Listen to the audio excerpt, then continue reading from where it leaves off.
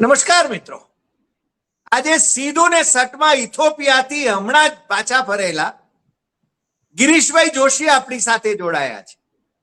અને ગિરીશભાઈ જોશી એ આંતરરાષ્ટ્રીય બાબતોના ઉદ્યોગ અને વેપારના બહુ જ મોટા જાણકાર છે.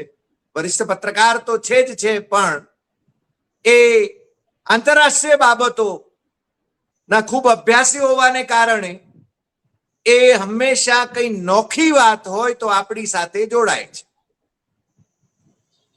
એ આફ્રિકાથી પાછા આવ્યા અને આફ્રિકાની જ્યારે વાત થાય છે ત્યારે આપણે છે ને ભિખારી દેશ તરીકે જે ઇથોપિયાને જોતા હતા અથવા તો ગણાવતા હતા, એ ઇથોપિયાએ કેવી પ્રગતિ સાધી છે એ પણ એમના એક એપિસોડમાં, નાના એપિસોડમાં આપણે જોયું. વડોદરાના એક ઉદ્યોગપતિ અર્ચિત પરીખ સાથે એમની મુલાકાત આપણા દર્શકોએ નિહાળી. અને ઇથોપિયા અત્યારે વિકસિત દેશ થવા જઈ રહ્યો છે. આફ્રિકાના દેશો ચીન સાથે કેવો સંબંધ ધરાવે છે અને આફ્રિકાના દેશો અને ચીનનો સંબંધ એ અમેરિકાને કેવી રીતે હંફાવે છે અને અમેરિકા ઇઝરાયલના ઈરાન પરના આક્રમણ એમાં પણ એની ભૂમિકા કેવી છે એ બાબત આજે ગિરીશભાઈ આપણી સાથે જરા વિગતે ચર્ચવાના છે.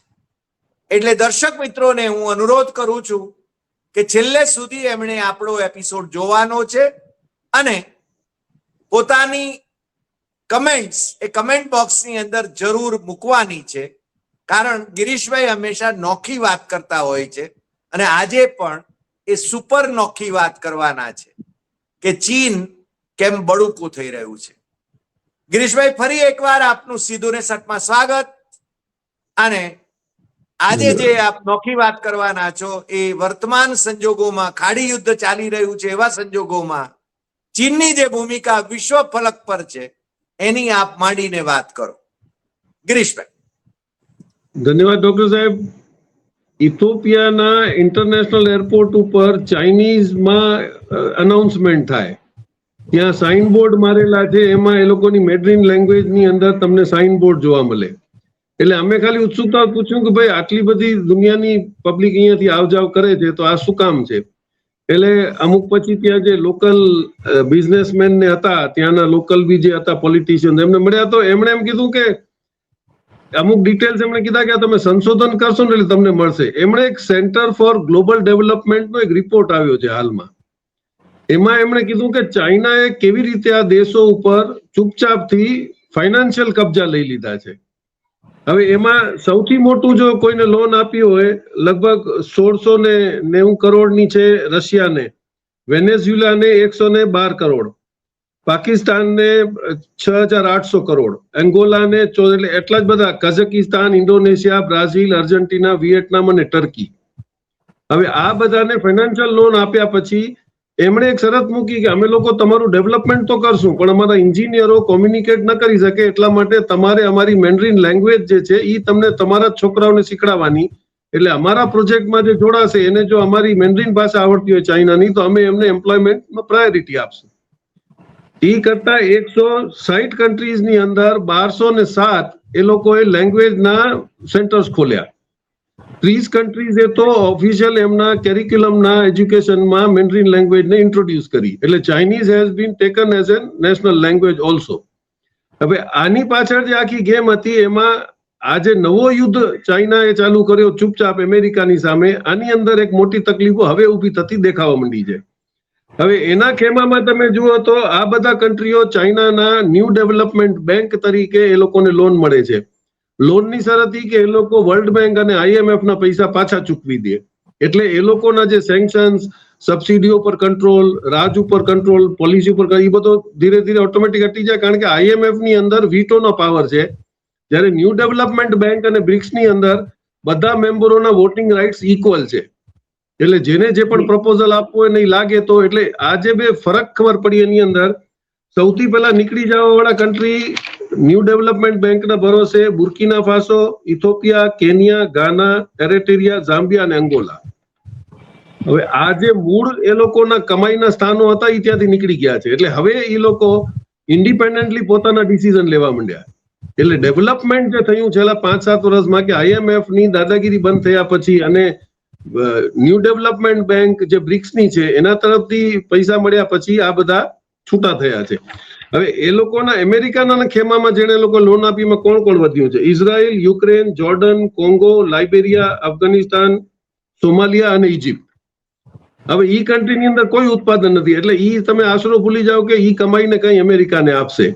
હવે એની સામે એને મોટી તકલીફ હવે જે ઊભી થાય છે એમાં જે સૌથી વધારે રોકાણકારો જે અમેરિકાના ટ્રેઝરી બોન્ડમાં છે, Japan 1.2 trillion, UK 700 billion, China 700 billion, Belgium અને લક્સમબર્ગ અને કેનેડા ઈ મળીને પણ ઓલમોસ્ટ 1 ટ્રિલિયન જેટલું થાય છે. હવે આ જો પૈસા પાછા US ડોલરમાં વાત કરો છો આપ? હા, એ લોકો ટ્રેઝરી બોન્ડ લીધા છે.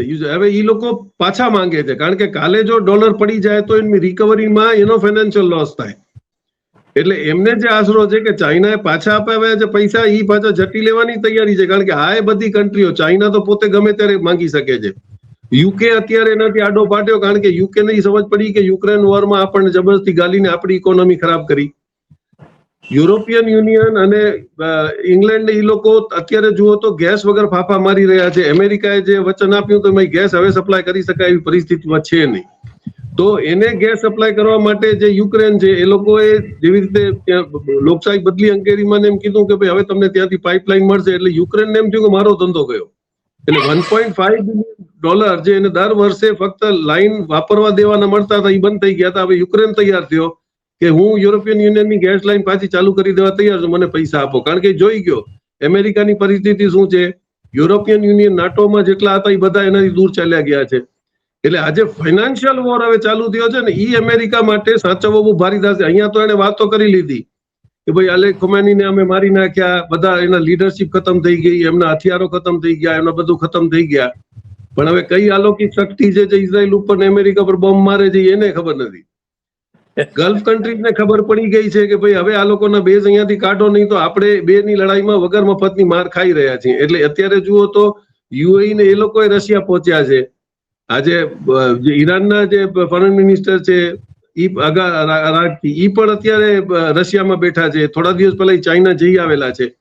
એટલે હવે જે આખો એક સ્લોટ બદલાઈ રહ્યો છે એમાં મોટામાં મોટો લાભ શું થયો છે કે જે BRI કરતું હતું, બેલ્ટ એન્ડ રોડ ઇનિશિયેટિવ જે ચાઇનાએ આજથી 5-7 વર્ષ પહેલા લોન્ચ કર્યું ત્યારે આપણે એનો વિરોધ કર્યો તો આપણે એમાં જોઈન ન થયા. પણ અત્યારે તમે જુઓ તો એને એપ્રિલ 26 ની અંદર ન્યૂ ડેવલપમેન્ટ બેંકમાંથી કાઢ્યા ને એમાં લાભ કરતા કોણ કોણ આવી ગયા? બ્રાઝિલ, રશિયા, ઇન્ડિયા, ચાઇના અને Africa, south Africa, Bangladesh, UAE, Egypt, અલ્જીરિયા, Columbia અને ઉઝબેકિસ્તાન, ઉરુગ્વે, ઇથોપિયા અને હોન્ડુરસ. આ બધા તમારી લોકલ કરન્સીમાં આ લોકો સાથે બ્રિક્સમાં જોડાઈ અને ડીલિંગ કરવાનું ચાલુ કર્યું. એટલે તમારા ડોલર ડોમિનન્સ ગયું. સાઉદી અરેબિયા, ઈરાન તો તમને ડોલરમાં વેચવાનો છે જ નહીં, એને કહી દીધું કે યુઆનમાં તેલ જોતું હોય લઈ જાઓ. 24 કન્ટ્રીઓ એગ્રી કર્યું કે અમે યુઆનમાં પેમેન્ટ કરશું. એટલે પેટ્રો ડોલરની સામે સાઉદી અરેબિયાનો ધબધબો બેસી ગયો. એને તેલ વેચવો હશે તો એને કદાચ યુઆનમાં જ આવવું પડે ભવિષ્યમાં. ઈ એક ઇકોનોમિકલ વોર મોટો ચાઇનાએ આ લોકો સાથે મળીને ચાલુ કર્યું છે. એટલે ચાઇનાના નાણાંમાં જ વ્યવહાર હવે થાય તેલનો એ પણ નક્કી થઈ ગયું. હા, એટલે 2025માં યુરો ડોલરનો એગ્રીમેન્ટ તો પૂરો થયો હતો. સાઉદી અરેબિયાએ પહેલો ઈશારો આપ્યો હતો કે હવે એ રિન્યુ નહીં કરું, કારણ કે એ જોઈ રહ્યો હતું કે ઈરાન જો તેલ વેચવાની ના પાડે તો આ લોકોની પરિસ્થિતિ કેવી થાય. અને પછી ફક્ત એટલું નતું, આજે સ્ટ્રીટ ઓફ હોર્મોન્સ બંધ કર્યા પછી એને દેખાડી દીધું કે ભાઈ હજી રાજા તો હું જ છું. એમાં એ લોકો ક્યાંય પણ નમી દેવા તૈયાર નથી. અત્યારે લગભગ છેલ્લા 5 દિવસની અંદર 6 તેલની શિપો નીકળી ઈરાનથી. ઇન્ટરનેશનલ રૂલ પ્રમાણે કોઈ પણ દરિયા કિનારાથી 22 નોટિકલ માઇલ ઈ દરિયો ઈ દેશનો મનાય. એટલે દરિયે ત્યાંથી શિપ નીકળી અને ગ્વાદરથી ચાબારથી ગુજરાત બોર્ડર થઈ કરી અને બોમ્બે અને અહીંયા અત્યારે ઓઇલ ક્રૂડ ડિલિવર થઈ રહ્યું છે. એને અમેરિકન ફાયર કરી શકે નહીં કારણ કે એ કોકની ટેરેટરીમાં શિપો જઈ રહી છે. એટલે ઈરાને બધી લડાઈની પ્રોગ્રામિંગ તૈયારી કરીને જ લડ્યો છે. હવે જો નાકાબંધીનું શું?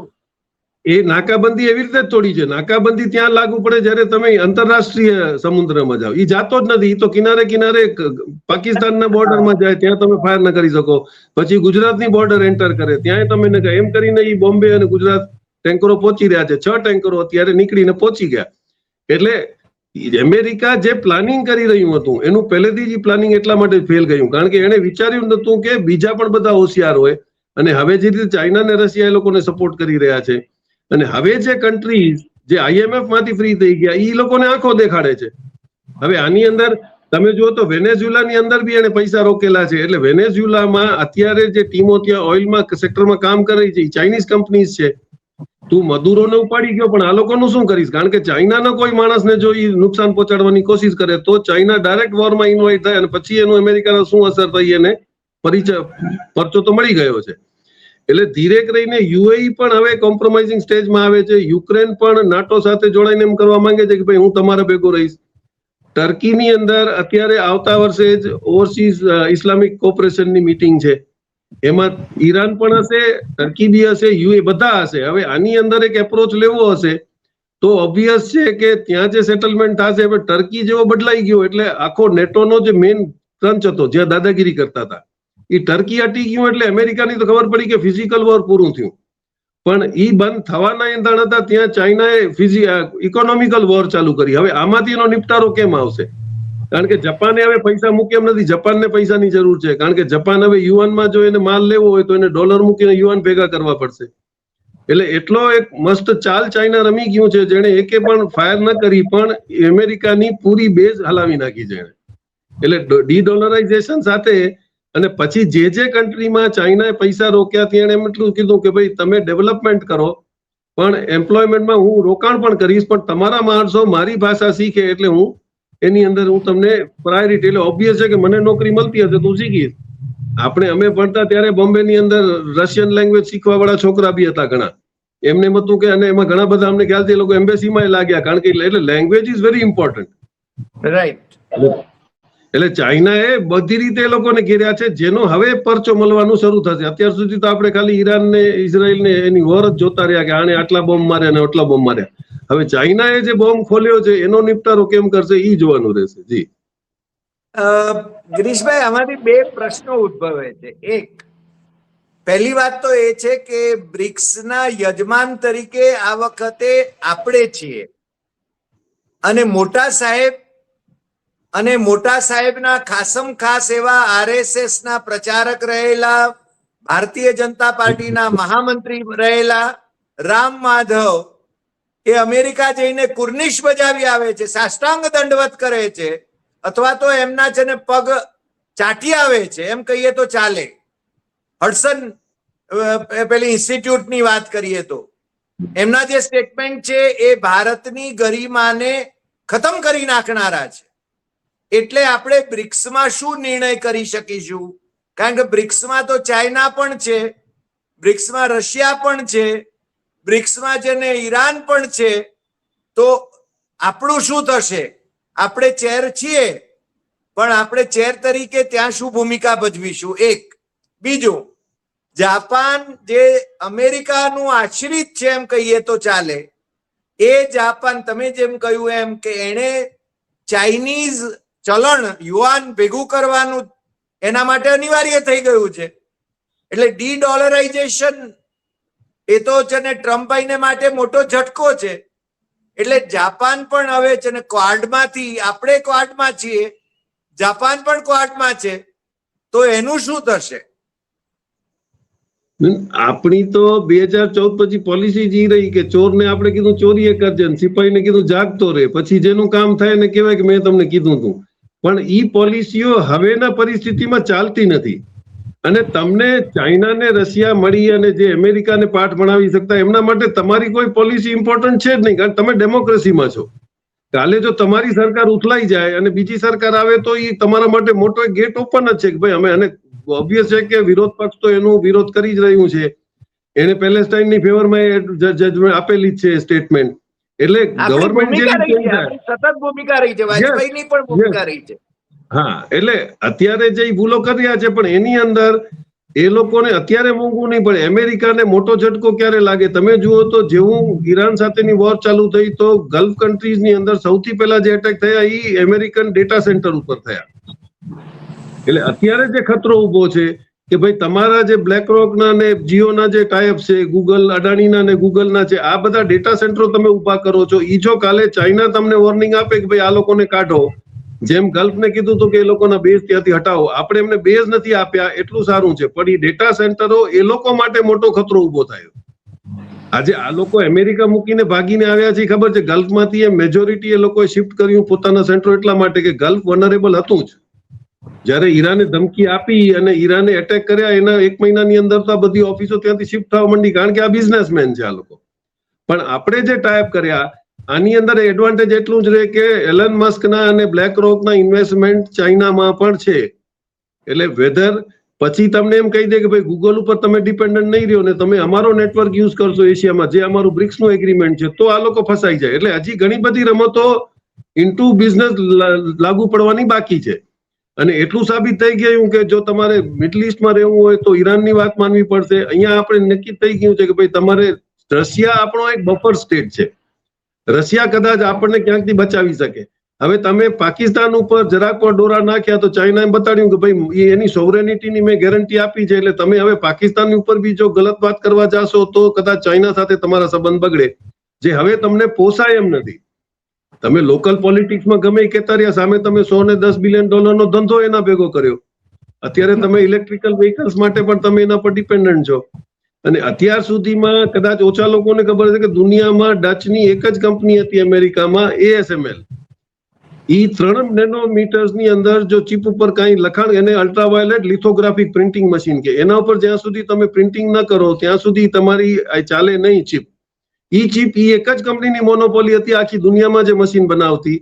ઈ મશીન ચાઇનાએ 5 વર્ષ પહેલા લઈ અને રિવર્સ એન્જિનિયરિંગ કરી અને હવે એને એની મોનોપોલી તોડી નાખી. આ અમેરિકા માટે મોટામાં મોટો ઝટકો છે, કારણ કે સેમસંગ નહીં, ઇન્ટેલની કોઈ પણ ઈ મશીન નહોતું બનાવી શકતું. પણ ઈ ચેલેન્જ હતી એટલે ગમે અહીંયાથી ચાઇનાએ પોતાના ખેલ પાડ્યા અને જે એને 5 વર્ષ પહેલા ASMLમાં જે એન્જિનિયરો મોકલાવ્યા હતા એ બધા ખોટા નામે લાગ્યા હતા ને આજે સાચા નામે ચાઇનામાં આવીને હવે મશીન ડેવલપ કરી રહ્યા છે.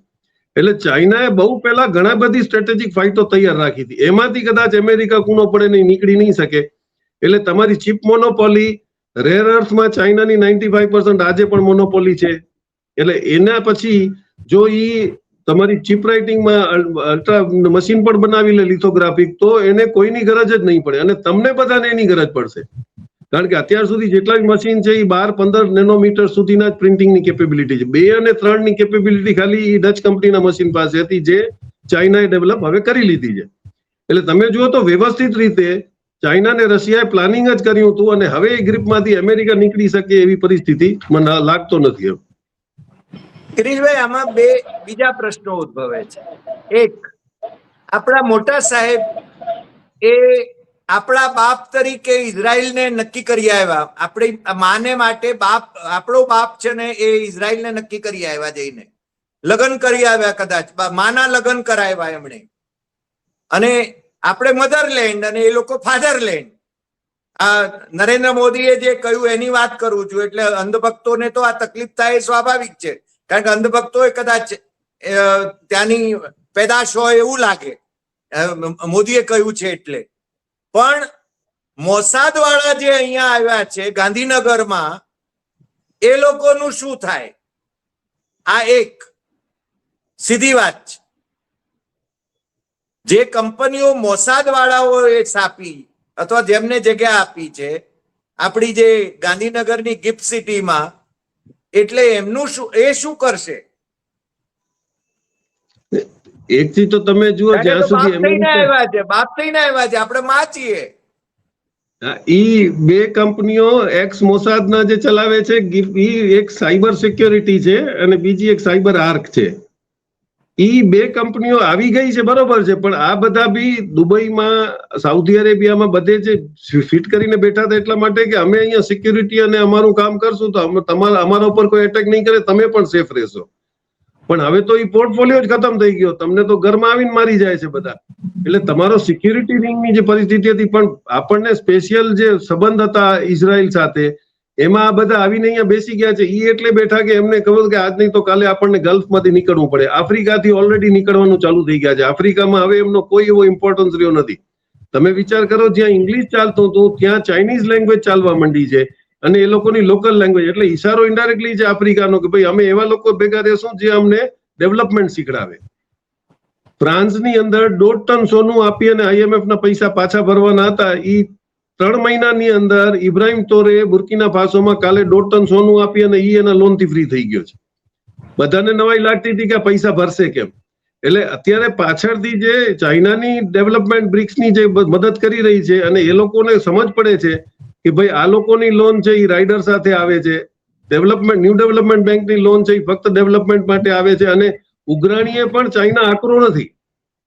એને ખબર છે કે જો પૈસા નહીં ચૂકી શકે તો વ્યાજના પણ પૈસા સાથેનો ઈ રો મટીરિયલ ઉઠાવશે. એટલે એનો મતલબ એ થયો કે રેર અર્થ ઉપર પણ અત્યારે મોનોપોલી ચાઇનાની રહી ગઈ, કારણ કે પહેલો પ્રેફરન્સ માલ આપવામાં ચાઇનાનો થશે.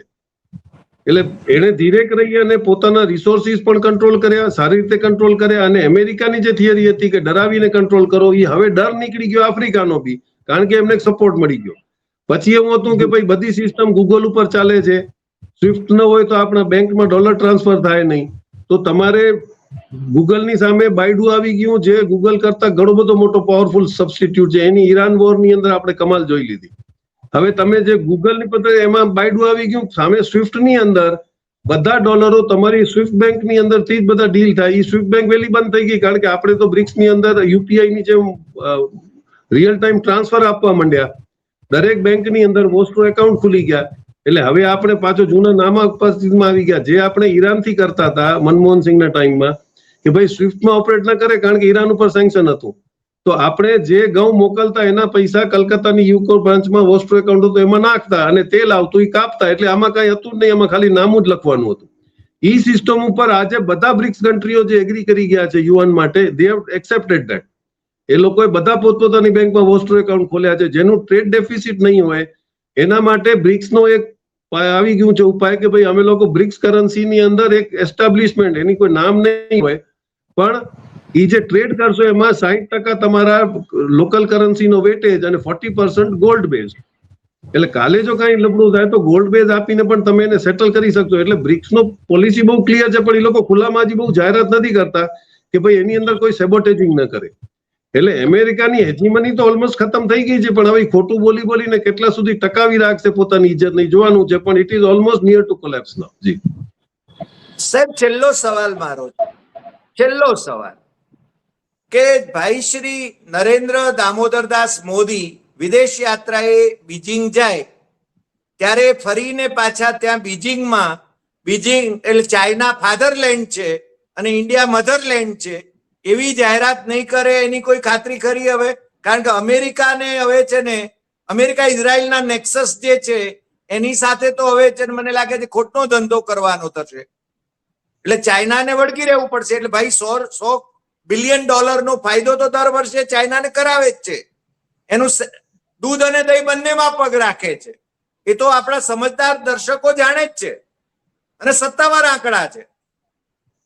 હા, પણ આપણે તો આજે ફાધરલેન્ડ ને મધરલેન્ડ ડિક્લેર તો ત્યાં કાલે આપણે મૂકીએ દેશું, એવું કઈ નથી. આપણે મધરલેન્ડ મૂકી દેવામાં કઈ જાજી શરમ નથી, આપણે તો મૂકેલી જ છે, એટલે એ તો મુકાવી દેશું, એમાં કઈ નહીં. કારણ કે આમની તો એક સીધી થિયરી છે કે માલ ખતમ તો મોહબ્બત ખતમ. હવે એમને ખબર પડી કે ઇઝરાયલ અમેરિકાથી કોઈ માલ આવે એમ છે નહીં, અને પલટીના મારે એની પહેલા ઇન્ડિયન પોલિટિક્સની અંદર ઘણું બધું ફેરફાર થવાની અહીંયા પણ તૈયારી દેખાય છે. આ તમે જુઓ કે મમતાના ઇલેક્શન પછી ઘણી બધી પોઝિશન્સ ઇમિડિયેટ ચેન્જ થવા માંડશે, કારણ કે સૌથી પહેલા ડરપોક જો કોમ હોય ને તો અધિકારીઓની હોય છે. એટલે તમારું એમ કહી દેવું, એમ તો આ લોકો પહેલા બી ટોન્ટ મારતા કે ભાઈ હિન્દી ચીની ભાઈ ભાઈ નો સ્લોગન આપ્યો હતો ને ચાઇનાએ આપણો પર એટેક કર્યો હતો, પણ એ એક નરેટિવ ચલાવ્યું.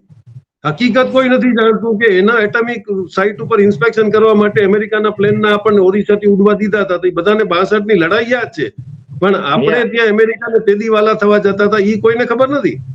એટલે પણ ચાઇનામાં અત્યારે બી તમે જુઓ તો શેનોય સાહેબે જ હમણાં પ્રોગ્રામ કર્યો કે ભાઈ હું અમુક વર્લ્ડની મીટિંગ હતી ત્યારે ઇમરાન ખાન ચાઇના ગયો હતો, અને જયારે 370માં આપણે હટાવ્યું ત્યારે એમના ડિફેન્સ મિનિસ્ટર પણ ગયા. તો એને પોતે કીધું કે ચાઇના અમને કીધું કે તમે ડેવલપમેન્ટ ઉપર ધ્યાન દો, these all can be settled later. એટલે ચાઇનાની આખી સોચ જ અલગ છે કે ભાઈ Right. જે ચાલે તે ચાલવા દો. અત્યારે બિઝનેસ ઇકોનોમીને પેલા તમે વધારો, અને તમારા સમજમાં આવે છે કે ઇકોનોમિકલી તમે સ્ટ્રોંગ નહીં હો તો તમારી વેલ્યુ ઝીરો હશે. અને અમેરિકાને બેવકૂફ બનાવવા માટે આપણે જ એક વધ્યા હતા. એને અફઘાનિસ્તાનમાં મેળ ન પડ્યો, વિયેટનામમાં ન પડ્યો, કંબોડિયામાં ન પડ્યો, પણ આપણે લકીલી અમેરિકન પ્રેમ આવી ગયો. ને હવે તમે જુઓ તો એમ લાગે છે કે એમને સરકારમાં લાવવા માટે પણ અમેરિકાનો બહુ મોટો હાથ હતો. એ હવે ખબર પડે જ છે. અન્ના હજારે સીધી વાત. ક્યાં ગયા, કેજરીવાલ ક્યાં ગયા, Deep state, અને deep જે state. Narrative Yes. આજે મનમોહનસિંહ જેવા માણસને તમે બદનામ કર્યો ને હવે તમે ખુલ્લા પડ્યા કે ભાઈ સરકારની ઇજ્જત પડી ગઈ, ડોલર પડી ગયું, વધી ગયું, રૂપિયા પડી ગયા. હવે એનાથી વર્સ્ટ કન્ડિશનમાં પણ તમે જવાબ આપવા તૈયાર નથી. એનો મતલબ એમ લાગે છે કે અમેરિકન ડીપ સ્ટેટને એવું હતું કે આપણી મળતી સરકાર આવી જાય તો આપણે પાછા ત્યાં જઈને બેસું, કારણ કે હવે એશિયામાં બીજો કોઈ ગઢ આપણને મળ્યો નથી, અને આવો ગઢ ક્યાં મળે? એટલે સાચી તમે વાત. મોટી ભૂલ હજી જે કરી ગયા છો, પણ હવે ખતરો તમારો પણ નથી. સરકાર બદલાશે તો આ મોસાદ વાળા જે અહીંયા આવીને બેઠા છે એમને પોતાનું ભવિષ્ય નક્કી કરવું પડશે. કે કાં તમે ચાઇના રશિયાથી હેલ્પ લ્યો, કાં આ લોકોને કાઢો. એ પરિસ્થિતિ બહુ નજીકમાં આપણી સામે આવીને ઉભી રહેવાની છે. રાઈટ. ગિરીશભાઈ, કેટલીક વ્યંગાત્મક બાબતો અપાર્ટ, તમે જે આજે વાત કરી એ આર્થિક બાબતો વધારે મહત્વની છે, અને ગંભીરપણે રાજદ્વારી સંબંધો સ્થાપવા એ ખૂબ મહત્વનું છે. માત્ર જેને ગતકડા કરવા, દીદી ઓ દીદી, ઓ દીદી, આંખ કાન ખોલ કર સુન લે, આ અહીંની પ્રજાને મૂર્ખ બનાવવાના ધંધા જે ચાલી રહ્યા છે એ છે ને બહુ લાંબો સમય ન ચાલે. એમાં પરિપક્વતા નથી. દેશની પ્રજાએ સમજવું પડશે કે રાજદ્વારી સંબંધો અને રાજકીય સંબંધો એની ભેળસેળ કરીને જે શાસકો અમેરિકાના ઈશારે અહીંયા બેઠા છે, ડીપ સ્ટેટને કારણે બેઠા છે, એમણે પણ ગંભીરપણે દેશના અને દેશની જનતાના હિત સંભાળવા પડશે. એ તમે જે બહુ સ્પષ્ટ કર્યું આજે, એ બદલ આપનો ખૂબ ખૂબ આભાર. ફરી મળીશું નવા એપિસોડમાં નવા વિષય સાથે. નમસ્કાર.